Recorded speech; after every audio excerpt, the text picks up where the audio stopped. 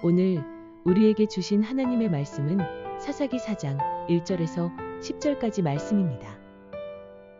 에훗이 죽으니 이스라엘 자손이 또 여호와의 목전에 악을 행하매 여호와께서 하솔에서 통치하는 가나안 왕 야빈의 손에 그들을 파셨으니 그의 군대 장관은 하롯의 탁고임에 거주하는 시스라여.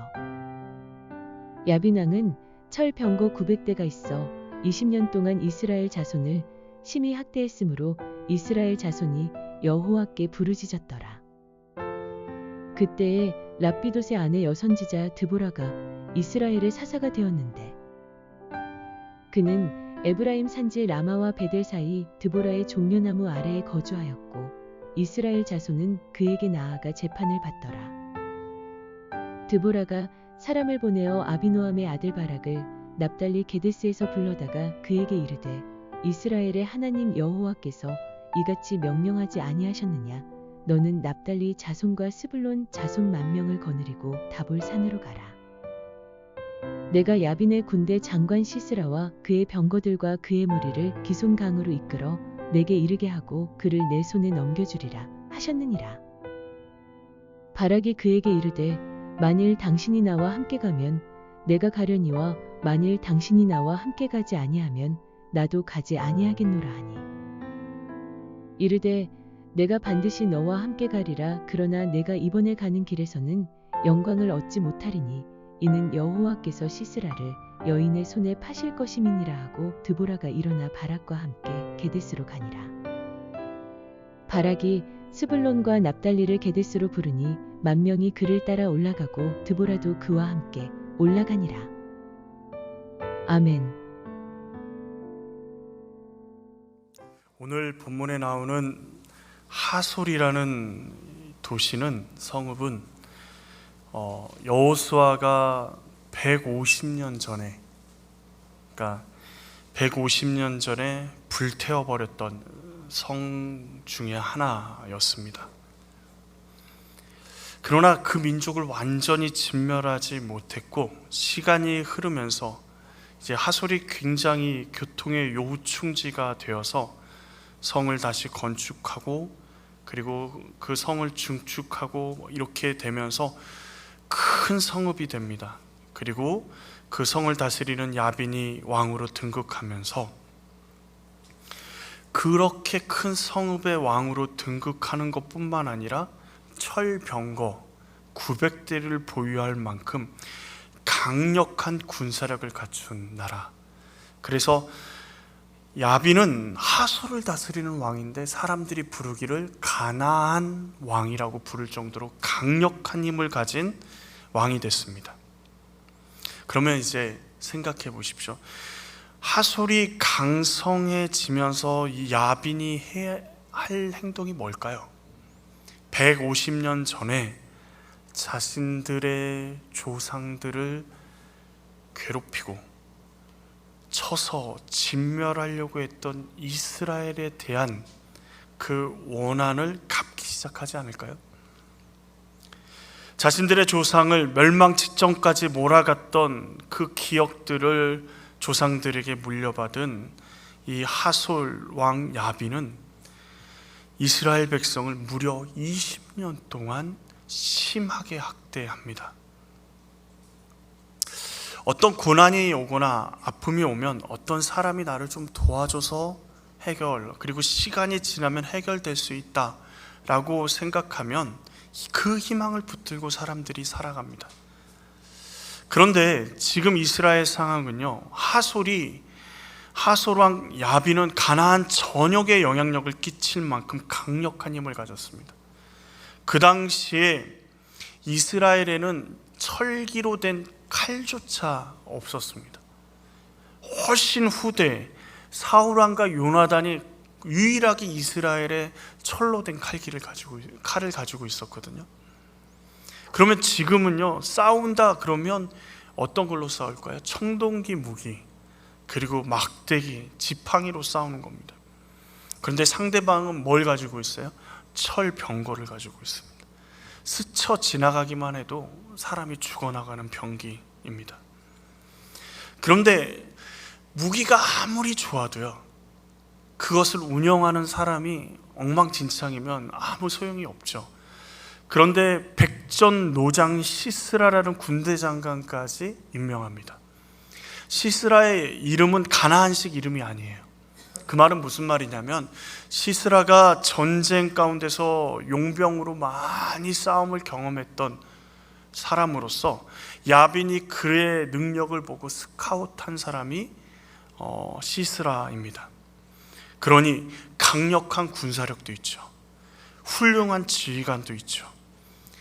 야빈과 시스라는요, 이스라엘에게, 고난당하는 이스라엘에게 완전한 절망이었습니다. 벗어날 방법이 없어요. 이때 하나님께서 삼손이나 온니엘이나 에훗이나 기드온 같은 사사를 딱 세우셔가지고 이스라엘을 멋있게 구원하시면 얼마나 좋겠습니까? 삼손같이 힘 있는 사람이 딱 서가지고 몇백 명을 한 번에 쓰러뜨리면서 나를 따르라 하며 그 900대의 철병거를 뒤집어 엎고 그렇게 싸우면 얼마나 좋겠습니까? 그런데 가나안 왕 야빈이 이스라엘을 그냥 뒀을까요? 이스라엘을 침략하고 그들을 압제하면서 지도자가 될 만한 사람들은 어떻게 했을까요? 그냥 안 뒀겠죠. 얼마나 달달 볶았을까요? 남자들을. 남자 중에 조금 리더십이 있고 힘이 있고 등치가 크면 아마 잡아다가 막 고문하고 힘들게 했을 겁니다. 그러니 이스라엘 남자 중에 지도자가 될 만한 싹이 보이지가 않아요. 삼손, 온니엘, 에훗, 기드온 같은 사람들이 보이지가 않는 겁니다. 그러니 이스라엘은 점점 더 벗어날 길이 없어요. 유일한 희망도 아니죠. 그냥 하나님 앞에 부르짖는 게 그들이 할 수 있는 전부였습니다. 그런 깊은 절망 가운데 있는 이스라엘을 위해서 하나님이 세우신 사사라가 오늘 본문의 드보라입니다. 드보라. 오늘 본문을 통해 하나님은 우리의 약함 속에서도 어떻게 희망이 되시는지, 그리고 어떻게 하나님의 일하심을 우리에게 보여주시는지를 보게 될 겁니다. 우리가 같이 한번 살펴볼까요? 첫 번째로 하나님은요, 강하고 능력이 있는 사람이 아니라 말씀으로 준비된 사람을 사용하십니다. 드보라를 살펴보면 드보라는 일단은 여성입니다. 그 당시의 여성은 사람 숫자에 들어가지 않았습니다. 사람 숫자 셀 때 여성은 아예 없어요. 그래서 오병이어 기적 때 5,000명 남자만, 그것도 장정만 5,000명입니다. 여성은 사람으로 세지 않았기 때문에. 더구나 드보라는 처녀가 아니라 랍비도시라는 남편을 둔 유부녀였습니다. 자, 가부장적인 사회에서 유부녀는 누구의 권위 아래에 있죠?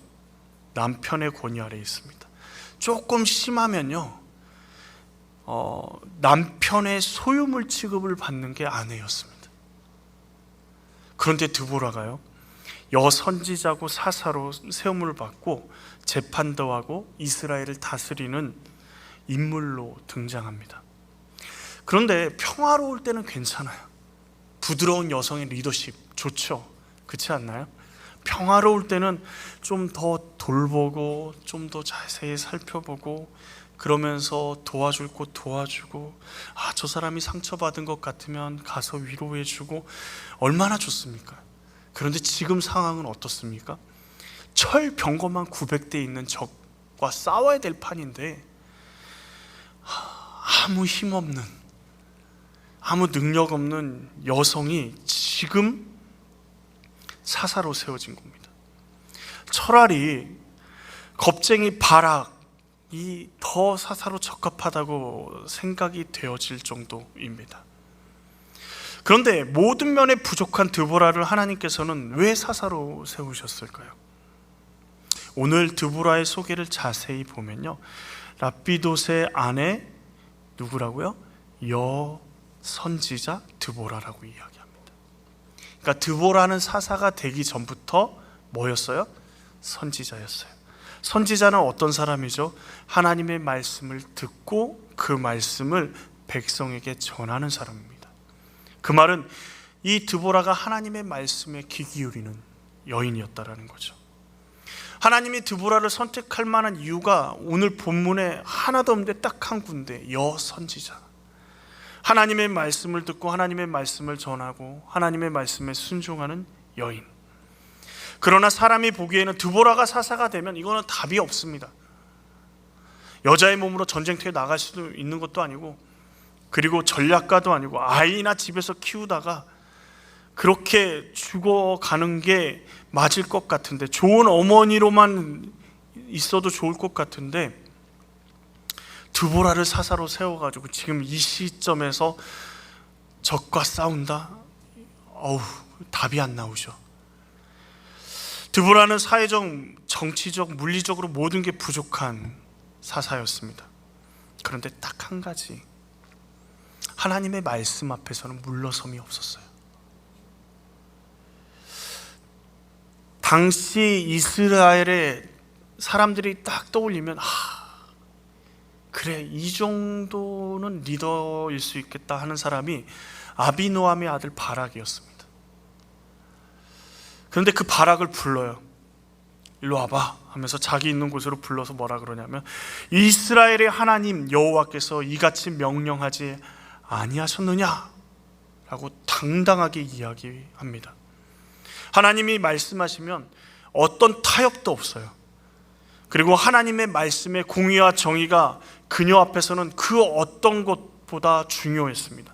그래서 각 지파의 족장들에게 재판을 받고 이렇게 지도를 받으면 되는데, 많은 이스라엘 사람들이 누구를 찾아옵니까? 드보라를 찾아와서 재판을 받습니다.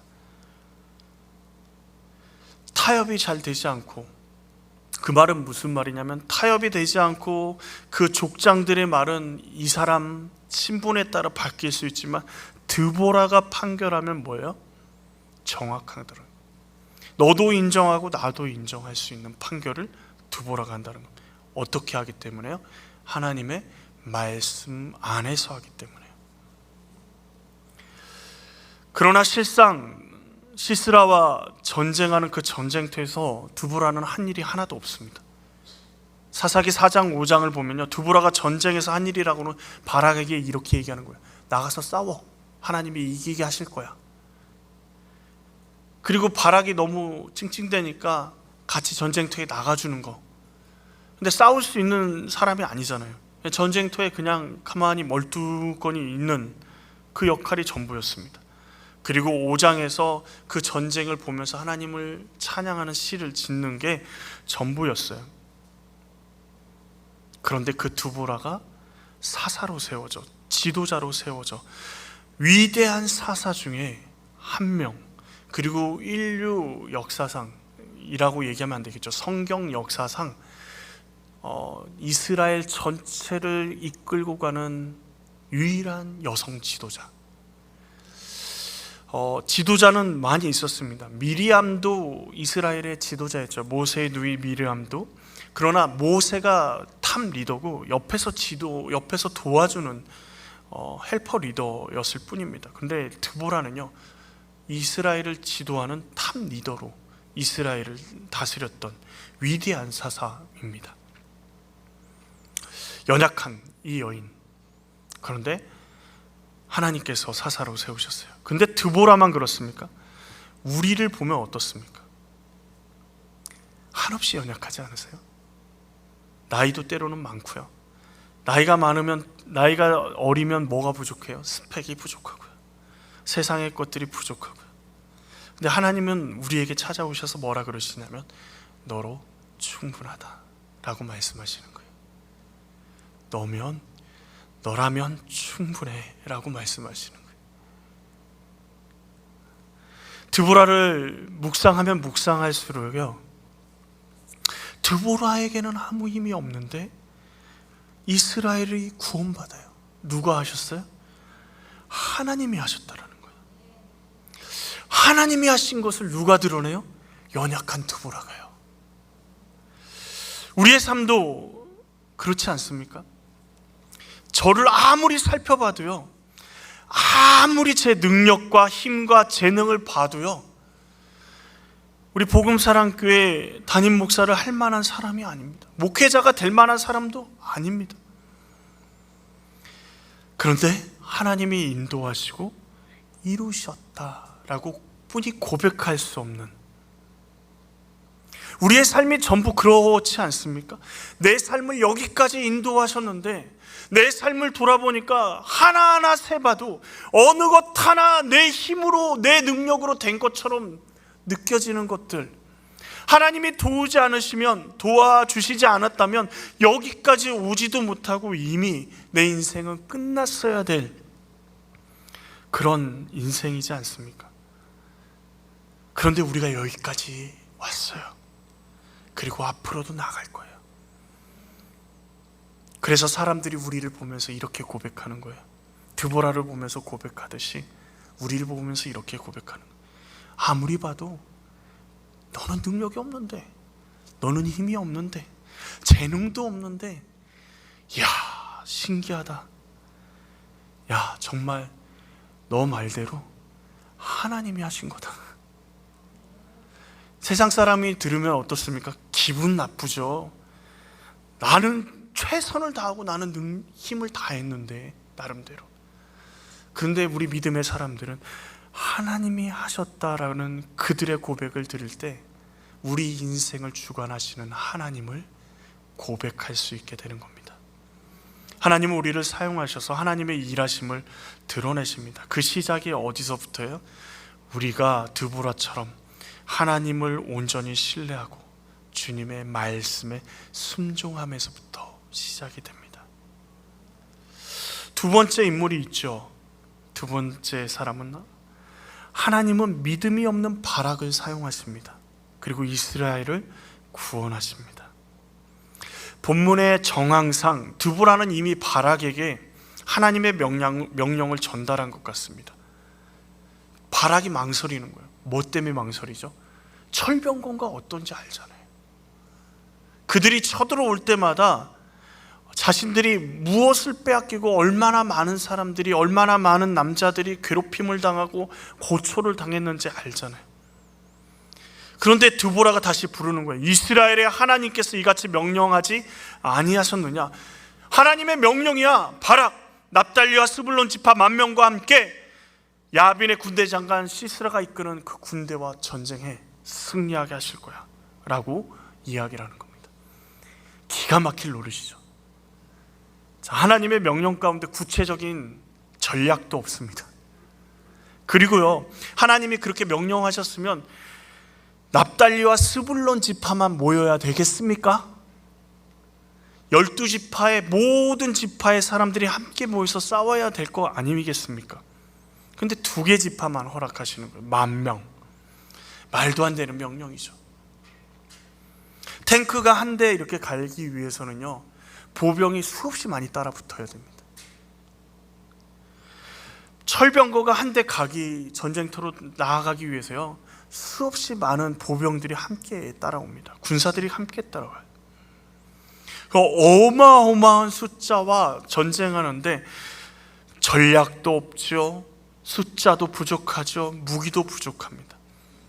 그런데 자신 앞에서 해맑게, 그리고 이야기를 하는 하나님께서 그를 내 손에 넘겨 주시리라 확신에 차서 이야기하는 드보라의 얼굴을 보면서 바락의 마음 가운데 어떤 생각이 들었을 것 같습니까? 당신이라면 하겠습니까? 이게 정말 가능한 일이에요? 가능한 일이라고 생각해서 지금 나한테 하는 이야기입니까? 반문하고 싶지 않았을까요? 근데 오늘 본문에 놀랍게도 바락은요, 드보라에게 전해지는 그 말씀을 하나님의 말씀으로 받아들입니다. 엄청난 믿음이에요. 그런데 그 믿음을 가지고 이게 하나님의 말씀인 건 알겠어요. 그런데 믿음으로 받아들였어요. 그런데 그 마음 한편에는 어떤 마음이 있어요? 철병거가 너무 두려워요. 너무 두렵단 말이에요. 그리고 내가 하나님의 말씀이라고 알고 나아갔는데 그게 내가 전쟁하는 과정 가운데 아니다라 그러면 어떨까? 그런 두려운 마음도 있지 않겠습니까? 그래서 드보라에게 이렇게 제안합니다. 우리 8절 말씀을 같이 한번 볼까요? 바락이 그에게 이르되 만일 당신이 나와 함께 가며 내가 가려니와 당신이 함께 가지 아니하면 나도 가지 아니하겠노라 하니. 얼마나 찌질한 모습을 보이나요? 이런 겁니다. 남자친구가 있는데 여자친구한테 이야기하는 거예요. 내일 학교에서 정말 중요한 발표가 있는데 내 인생을 결정할 만한, 그래서 뭐 취업하고 싶어 하는 그 회사의 사장님이 오셔서 앉아 있고 뭐 이런 발표인 거예요. 발표만 잘하면 취업도 되고 인생도 트이는, 그래 그런 발표가 있는데 날 위해서 기도해줘, 뭐 이 정도가 아니라요, 이렇게 얘기하는 겁니다. 너가 가지 않으면 나는 그 발표회장에 가지 않을 거야. 너가 나와 함께 가서 내 옆에 서 있어야 내가 거기 가서 발표할 거야. 확실히 얘기해줘. 함께 갈 거야, 안 갈 거야? 안 간다고 얘기하면 엄마랑 같이 갈 거야. 이렇게 얘기하면 어떨 것 같습니까? 어떨 것 같으세요? 정내미가 떨어지지 않을까요? 자녀의 배우자가 이런다 그러면 어떨 것 같습니까? 결혼한다고 그런 사람을 데리고 온다면 어떻게 하실 것 같으세요? 시스라와 전쟁에서 승리하는 비결은 뭐죠? 잘 훈련된 군인, 훌륭한 무기를 조달하는 것, 다른 나라의 힘을 빌리는 것도 아닙니다. 딱 하나입니다. 뭐죠? 하나님의 말씀에 순종해서 전쟁하면 승리합니다. 이게 하나님의 말씀이에요. 그런데 하나님의 말씀대로 그렇게 하면 승리하는데, 지금 바락은 어떻게 하냐면 하나님의 말씀을 받았잖아요. 누구로부터요? 드보라로부터 전달받았어요. 그런데 그 말씀 다시 당신이 가지고, 그 말씀을 가진 당신이 나와 함께 가면 좋겠다 정도가 아니죠. 함께 안 가면 나도 안 가, 뭐 이렇게 된 겁니다. 바락 마음 가운데 보이지 않는 하나님의 말씀보다 보이는 하나님의 말씀을 들고 있는 드보라가 더 의지가 되는 거예요. 팩트는 뭐죠? 드보라가 함께 하느냐 함께 하지 않느냐는 별로 중요하지 않습니다. 말씀에 순종하며 승리합니다. 세상에 하나님 말씀보다 더 정확한 것은 없어요. 이것을 하면 승리할 거야 라고, 드보라가 함께하면 승리할 거야, 뭐가 함께하면 승리할 거야, 심지어요 하나님의 법궤가 함께 전쟁터에 나가면 승리할 거야. 하나님의 법궤는 뭐죠? 하나님의 지성소에 있는 겁니다. 하나님의 임재를 상징해요. 그러니까 그 법궤가 전쟁터 한복판에 있으면 이스라엘 백성들은 어떻게 생각했냐면 자신들을 위해서 하나님이 싸우셔서 승리할 수 있을 거라고 생각했습니다. 그래서 사무엘상 4장에 블레셋과 싸움할 때 그 법궤를 들고 그 싸움의 진영에 들고 제사장들이 왔을 때 우리가 이제 이겼다라고 생각했어요. 그리고 되게 환호했습니다. 블레셋 사람들도 되게 감담이 서늘해졌습니다. 무슨 일인가 봤더니 하나님의 법궤가 그들 진영에 있다라는 거예요. 우리가 질 수도 있겠다 생각했는데 뚜껑을 열어보니까 어떻게 돼요? 처참하게 패배합니다. 법궤는 빼앗기고요, 법궤를 메고 왔던 홈리와 비나스 제사장은 죽임을 당합니다. 법궤조차도요 하나님의 말씀이 임하지 않으면, 말씀대로 하지 않으면요 아무 소용이 없습니다. 바락이 나가 싸우면 전쟁에서 승리하신다라는 그 하나님의 말씀을 들었으면 그 명령대로 하면, 그 말씀대로 하면 승리합니다. 그런데 바락은 말씀보다 드보라의 동행을 더 원했습니다. 왜냐하면 하나님의 말씀은 보이지 않지만 드보라는 하나님의 말씀을 확신하고 여선지자로서의 그 영향력을 보이기 때문에 그와 함께하면 승리할 수 있다라는 마음이 그의 마음 가운데 있는 거예요. 왜 그렇게 했냐고 바락에게 물어보면 바락이 이렇게 변명했을 것 같아요. 전쟁터에서 내가 혹시 잘못하면, 그리고 무슨 일이 잘못 꼬이면 하나님 앞에 물어봐야 되는데 그때 드보라가 옆에 있으면 좋지 않겠냐, 이렇게 변명할지 모릅니다. 그런데 이런 한심한 바락을 보면서도요, 드보라는 어떻게 하죠? 기꺼이 동행하겠다라고 이야기합니다. 전쟁터의 여성의 몸으로, 그것도 유부녀의 몸으로 그곳에 가는 것 쉽지 않습니다.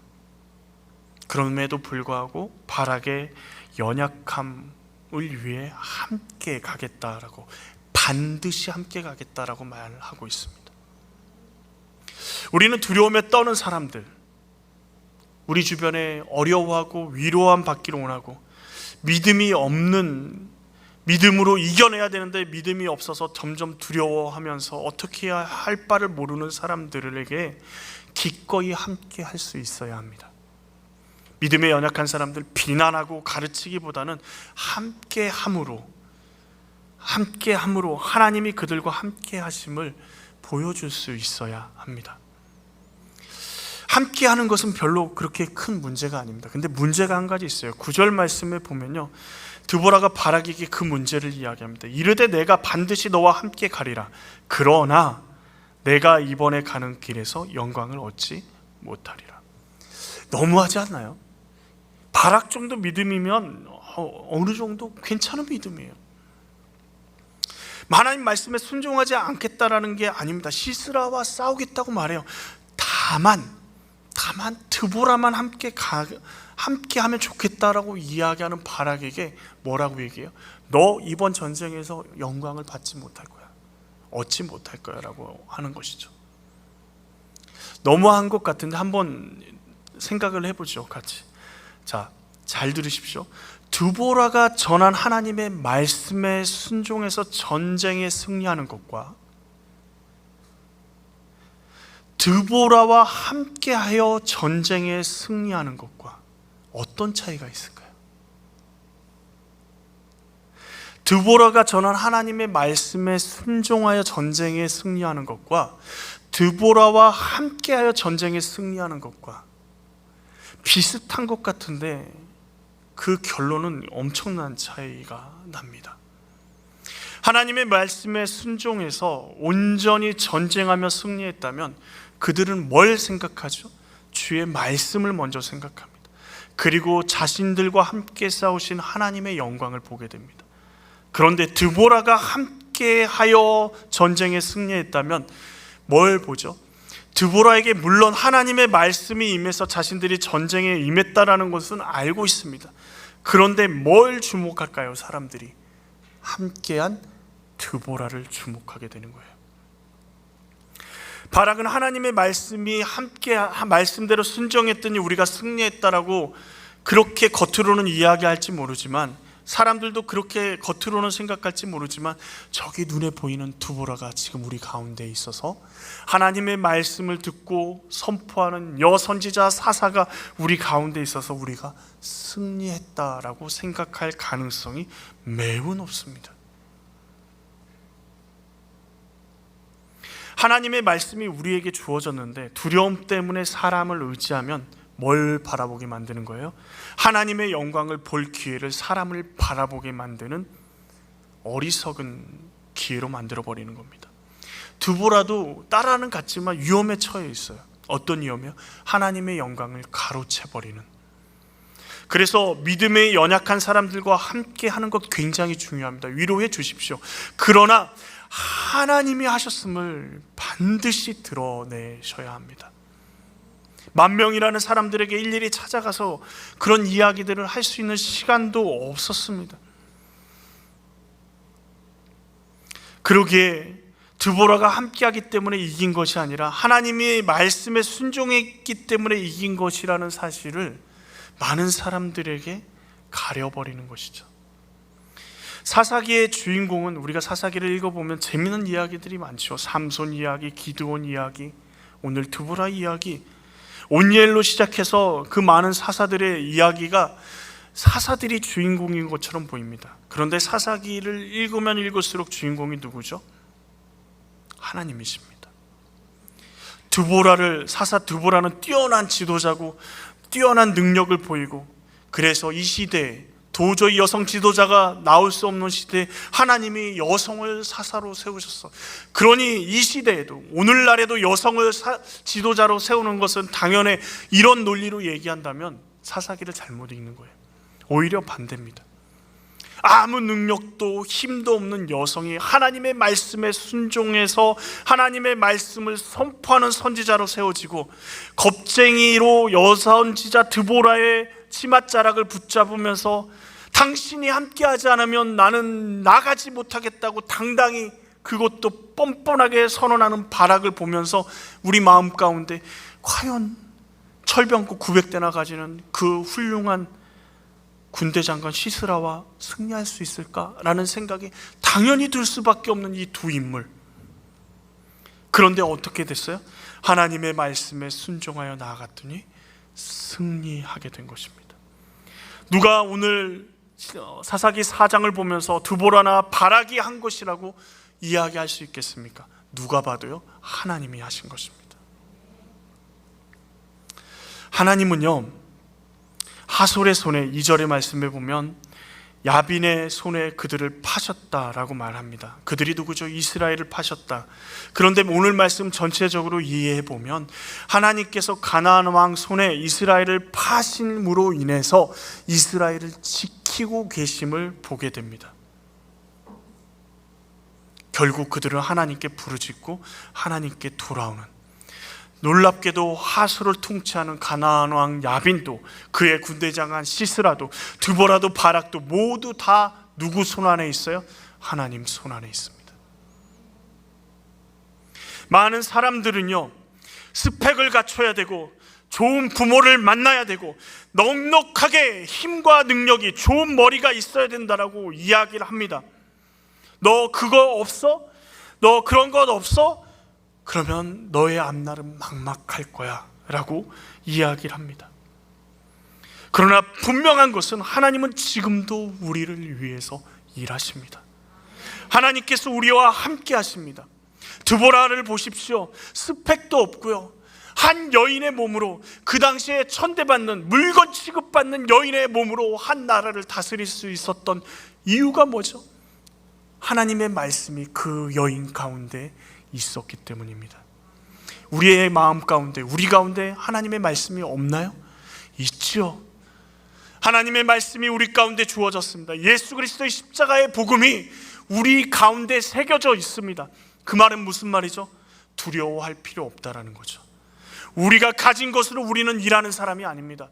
우리의 능력으로만 우리가 일하는 사람이라면 우리는 진작에 실패하고 좌절하고 절망 가운데 헤어나오지 못한 사람이 되어야 합니다. 그러나 하나님의 말씀에 순종함으로, 하나님이 우리를 위해서 일하심으로 우리는 살아갈 수 있는 사람들입니다. 우리의 아버지 되시는 하나님을 신뢰하십시오. 하나님께서 지금도, 오늘도 우리를 위해서 일하십니다. 주가 일하시네라는 찬양이 있습니다.